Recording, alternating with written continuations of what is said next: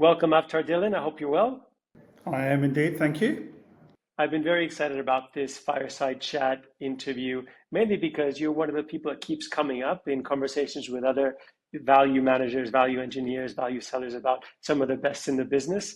And it's always a pleasure to talk to you. I feel like Very kind, I'm thank always, you. I'm, I'm always, how would I say, ingrained in more wisdom every time I speak with you. So it's great. Thanks. So why don't we start with a bit of your background? Obviously, I was introduced to you via Nick Smith from your BMC days, but it'd be good just for our audience to get a view of your background and how you came to this world of value management. Oh, so I've been in IT for more years than I care to remember, but the last 25 have been in software sales. I started in professional services, then I did pre-sales, then I did technical account management, all of which was at BMC Software. And Famous or then infamous the BMC software. infamous, yes, the BMC Mafia. And then I started to work in a certain area of BMC with someone that's very familiar to you, Mr. Dave Conrad. And we came up with a method to quantify the value of the remedy solution. But we didn't know it was called value consulting. We called it something called a process audit. And that was where the value journey started. And then we engaged a gentleman called Jeff Hess from SAP who formalized the whole process. So spent some time at BMC doing that. Then I moved on to Adobe, so digital marketing, etc. Spent a few years there in value consulting. Then ThoughtSpot, business intelligence, spent some time there.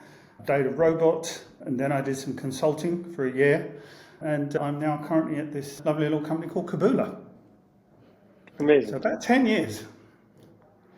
How have you seen value consulting evolve over the course of the last 10 years? Have you seen it become more sophisticated or other dimensions become more challenged based on other dynamics of the market? It'd be good to understand that.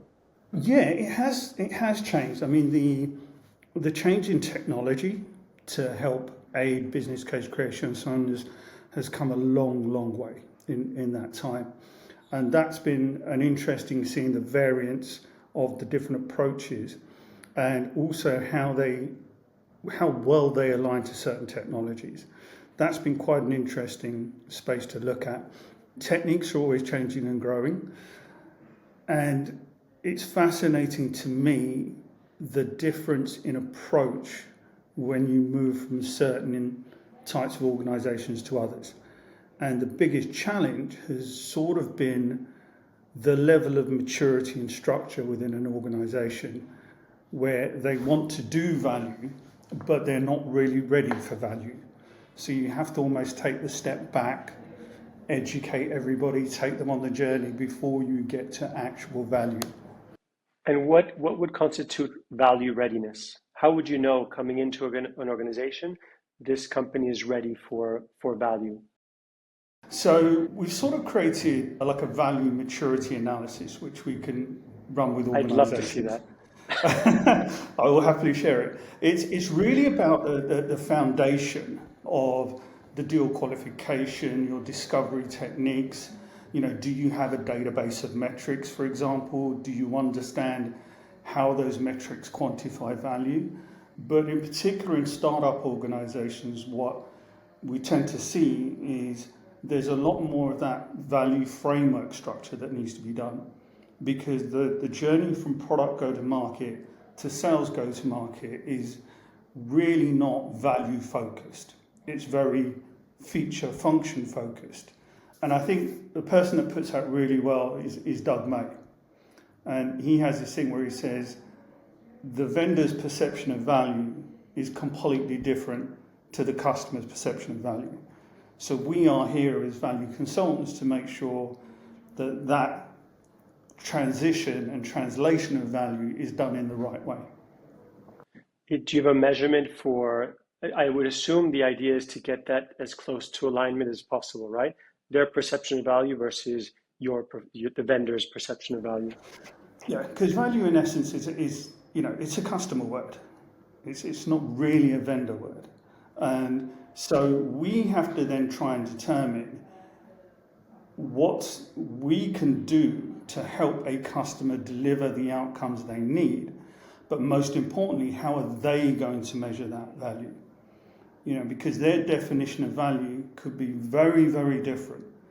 And I think the best example I can give you is when I worked at ThoughtSpot, it was a BI tool, yet the business outcome for the customer was how many trees can I save?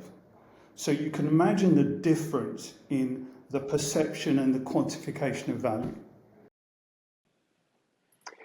Really interesting, because a lot of the time as a vendor, we of course we know the value that we bring to a buyer. Like we talk about it all the time, but it's true oftentimes until you peel that onion to understand what their pain points are, we're only just making assumptions that could be completely wrong and kill the deal before it's even happened.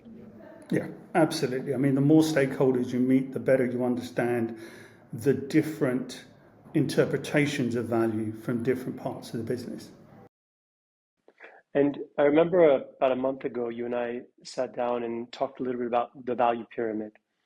And it was really like truly educational, because on the one side, you see one slide that has, it's not particularly pretty slide, it's just a series of different tiers of bullet points.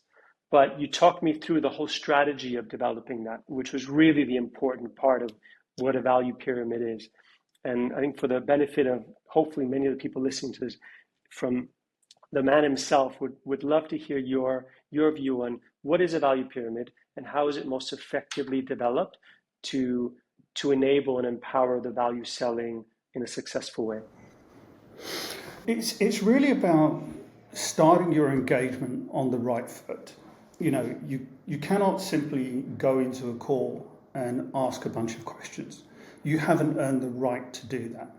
So in order for you to have an effective conversation, you need to understand what the objectives, what the strategies, and what the initiatives of that organization are, and then how you, as a vendor, could help them address some of those challenges that they may experience, and how we help them deliver those initiatives and strategies. And it's a great way to have a very structured conversation where you're starting to show that prospect that you've done some homework, you've taken the time to understand them, and you get them to convey with you, am I on the right track? Is this what's important to you? Is this important to somebody else? And you're really starting to build that sort of trust and relationship to earn the right to proceed.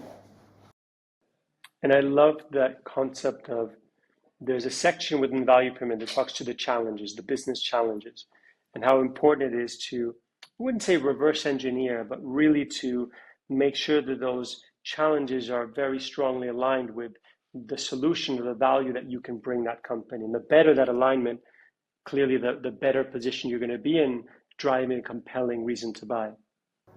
It's also extremely important to see if you are actually anywhere close to what they need, or if they have those challenges. If they tell you in your first two meetings, no, none of that is applicable to us, great. You move away, you back out the account, you focus somewhere else. When in the process would you introduce, I know you don't call it a value pyramid to the buyer, but when would you introduce that framework or that conversation? How early in your on? first meetings. Yeah, it builds that relationship, earns the right. And then what we often do is, once we move on to the next stage, and we'll do, let's say, the sort of what we call the pitch deck. We'll have the value pyramid at the front to say, we've reviewed this so far, we've had some changes made. And one of the things you do is you offer to share it with your prospect and let them make some corrections and adjustments, and then you keep adapting that as you go, which then leads you into your 3 whys. And when would you introduce a demo in that process? Once you understand that there is something that is a pain that you can solve, and we don't do demos, we do tailored demos that are aligned to specific challenges or pains that they've articulated to us. and also that they've thought about how they would measure the success of addressing that challenge or pain. That's such an important point, because I've seen a lot of companies who may have been very successful during the COVID period, as much of the SaaS and software world was, where a demo and a purchase order were pretty much all you needed, now really fumble in trying to get away with demos on the first call. And I think we can all be guilty of really trying to kind of demonstrate the wow factor of our product. But I love that concept that you just shared, that if you understand their problems, you can bring that demo in, or the demo, for lack of a better term, in later on to really align with the solution in a custom way that company may be needing. It's one of the first things we addressed here, because if you're not comfortable in dealing with that objection and handling that with the client, where they say, I want to see a demo and I want a price, then they'll give that up very easily. So it's about teaching our sellers how you handle that conversation, what's the right way, and if people are still insistent, then you need to rethink that opportunity. Yeah, agreed. So from the companies that you've worked with and what you see out in the market, what would you say are the biggest challenges to deploying a value selling motion within an organization today? I think we sort of touched on it, which is that whole maturity element around understanding how you qualify deals, how you approach them, how you know when to be in, when to be out. You rely on the MIC of Medic, etc. But one of the biggest challenges I see, especially in the startup space, is that disconnect between product and sales, go to market. It's amazing how many companies you see when you ask them and you say, okay, break down for me why you developed these features. How does that make us different from the competition? Who's going to buy them? What do they deliver for them? And the look that you get from product people. That in the startup world is probably the biggest challenge. That's really interesting, because you've come into organizations, smaller organizations, to introduce value selling. So I would imagine you do a bit of an internal audit of what is the GTM motion currently being used, what are the gaps, and how do we fix them? That's where we've now developed this maturity analysis, because we've been bitten by this a few times. When you meet certain individuals, they'll tell you, yes, this is in place, this is in place, this is in place. However, when you get under the covers, and that's when you really know, until you get under the covers, you cannot be sure how well structured it is, and if someone's interpretation of that is the same as yours. And how often does the pricing strategy get affected by your findings and your recommendations? Because I would imagine pricing and value are two sides of the same coin. Yeah, I think one of the recent examples, we worked with a financial company that sold a product, and they had a great pricing structure, but they were underselling ridiculously. The reason being that they included so much in the offering that they never quantified as value. So when they were going against competition, they were competing on price, but not on the value they delivered, because what they were giving away for free, everyone else was charging for. So they were making a loss on most of their deals. So when we started to change that messaging and how you articulate the overall value, that then turned things around. And did you change the pricing strategy? The price was the price. We just articulated the value much clearer. And we're hearing a lot now, and we see a lot of development across specifically the B2B SaaS space, of consumption-based pricing models. The per seat model exists and will likely continue to exist, but now there is not just consumption, but a value-based pricing, where maybe there's I think it's called a 3-tier tariff system. It's nothing new. Mobile operators have been using it for years, where there's some sort of a base price and then an additional levels of price based on different tiers of additional service or additional value. How do you see value consulting, I guess, influencing those kinds of pricing structures? Or are they? There's a couple of different ways to do it. One is you look at pricing structures. So you've got your snowflakes, etc., which have that consumption, etc. But then it comes more to what drives that consumption. So there are going to be technologies that will drive a higher consumption, which means the vendor makes more money. However, from the prospect point of view and the customer, they want to reduce that consumption.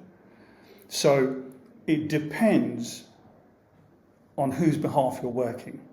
So with customers, it can be very much about how do we reduce that consumption?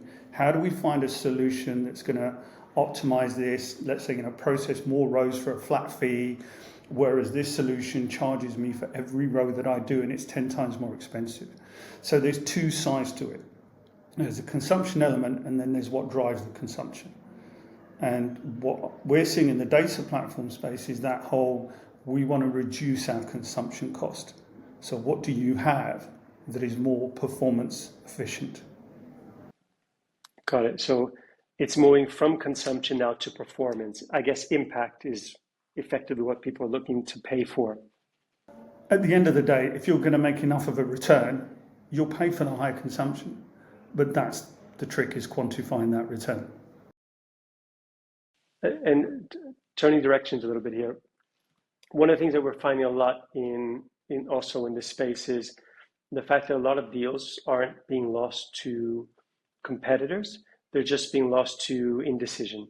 That really painful period of a deal being stalled and getting kicked down the quarter. How does value management help to create more of that last question of why now? So it's a good question. Indecision really comes from a number of elements. So one is that when you review deals retrospectively and you think, why is this deal not closed? And if you go back and do a 3 whys on that deal, you'll find one or all of these missing. Metrics, identify pain, or champion. Now, if you cannot identify that and quantify it, why would anyone make the decision to buy a solution? So it's really down to most times poor qualification. The other side, which you see quite often now, is when you're trying to create that compelling event. So a lot of customers one of your biggest challenges can be the status quo. So if I'm getting by today, why do I need to pay for a solution? So then you start to go down that road of, well, have you tried to address this? If so, why weren't you successful? Or, if it's not worth addressing and there's not going to be investment, then there's no need to proceed, because you're never going to get to indecision because the status quo is satisfactory. So that is quite a challenging area at the moment. A real sort of nail on costs. You really have to go really far to justify that investment. And if you do your qualification right, you'll get it. How often does the cost of indecision angle work in those situations? The cost of inaction, rather.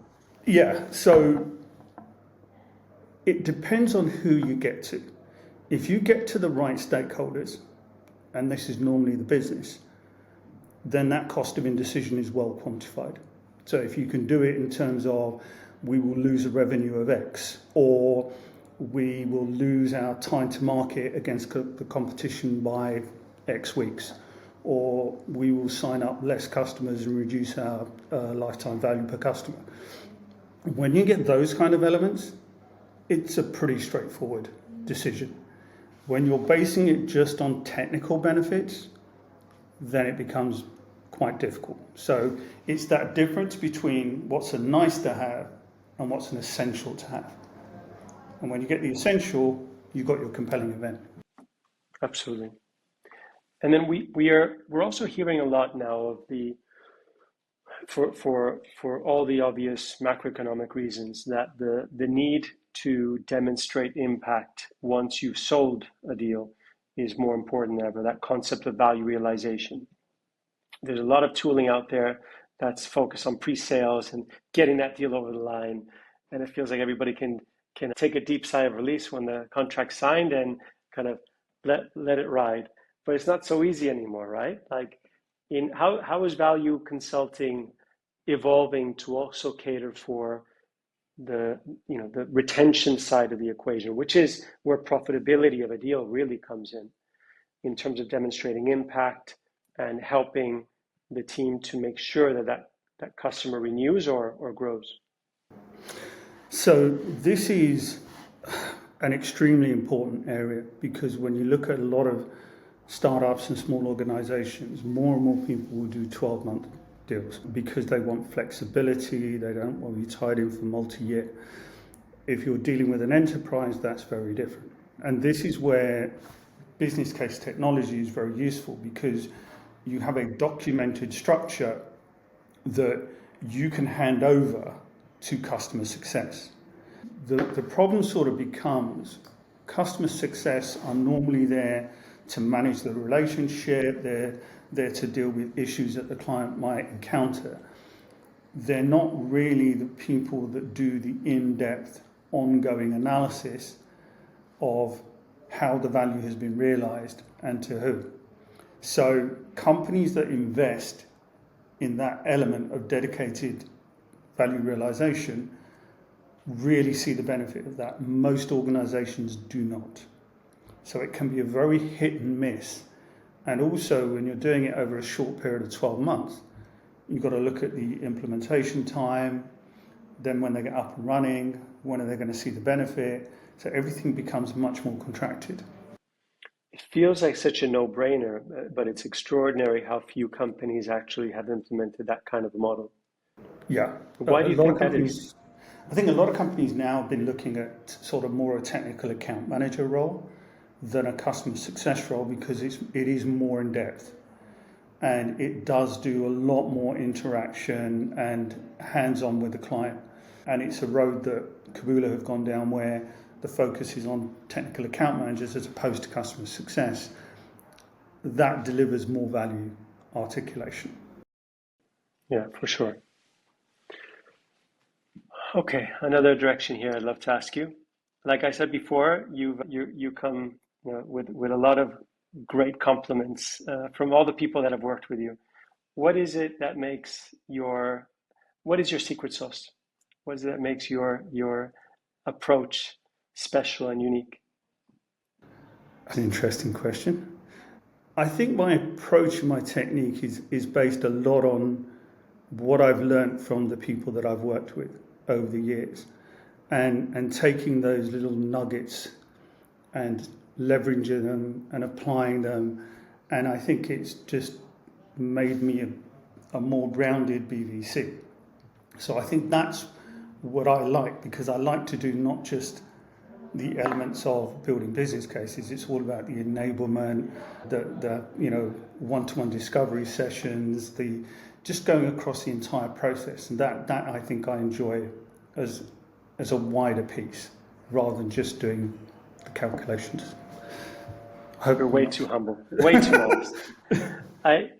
Look, one of the other things that we found is that there seems to be this kind of golden generation of BVC universe, right? A lot of it comes from this whole BMC, you know the story better than I do. And for lack of a better word, I haven't come across many more junior people who have, like, will there be a generational gap? Like, are there, when people like you, with hopefully not for a long time, but retire, is there a whole generation that's learning the value framework, the value methodologies that you guys have built? Or will there be a gap in the next 15, 20 years? No, I think you can see it now in the market, when the number of consultancies that are around that are focused on go-to-market, value selling, And they've arisen from a lot of those, people from Data Robot, from BMC, etc., that are now offering these as a service. If you can't hire the people, they will come in, they will do it for a fixed price. So I think that element will be there. I think in terms of the true sort of getting down and doing the numbers and so on, that will become much more automated, because I can already see AI putting me out of a job in the next year. So I think some elements will get automated, but I think the whole go-to-market, value selling, value frames will still be something that will carry on as a full enablement function. I really can't see AI doing a value pyramid in the way that you shared how it's properly done. I can see it building one. It just won't have the same degree of insight and foresight that what you shared with me would. I have tried using some AI tools to do them, and they've got some way to go. We could create an AI avatar of Avtar, but that may be, I've always wanted to do it. Okay, final couple of questions, and you know where this is going. Who is the best value seller that you've ever worked with? There isn't one. There's too many. Like I said, I wouldn't be where I am without having worked with the people that I have. And I've learned so many good things from individuals. Chris from Adobe. I learned the power of engaging with the business. So Chris and Matt at Adobe, Hannes at ThoughtSpot, phenomenal guy out in Germany, and Joe and Fazard, who I worked with at Data Robot. And these are the crew. These are the guys that I would have no hesitation of working with or putting forward. And obviously where it started with Mr. K. So there's so many good ones, so many. It's amazing. The more I speak to many of these people, the more I realize just what a bad approach I had before. Like it's a completely different space. There's a beautiful combination of science, like there's a proper science doing it with the art form of empathy, of relationship building and true partnership. It really creates a completely different picture of what sales should be. You've got to see some of the backgrounds of these guys. They didn't start out as value consultants. Matt was a forensic scientist. One of the other guys was a physicist. So when you look at the approaches and what they've learned and what they bring to the table, I mean, it's just gold. Any mentors that helped you become the person you are today? Yeah, I think, there's certain people that I've worked with where I started to learn the value selling, and I think the name has been mentioned before. Lloyd Ayres, I was his TAM, just a ridiculous machine of efficiency and just technique. Really got to meet this guy one day, because Mike Wen also singing his praises. Yeah, and that's the there's two other people. I think there's sellers, but there's people that also like to take their ecosystem and see them grow and see them change and see them learn. And for me, Mike Wen is one of those guys. And the other person who has probably mentored me for longer is Palm Uppal, who's the CRO at Benchley. Phenomenal. And equal question on the value management side. Who's the best business value consultant, value management professional you've worked with? There isn't one. There's too many. Just want to get you in trouble. Yeah, you can keep trying. I'm not going to dig that hole. Avtar, this was great. Thank you so much for doing this interview with us. It's been a really great insight here. Enjoyed it. Loved it. Thank you. Thanks.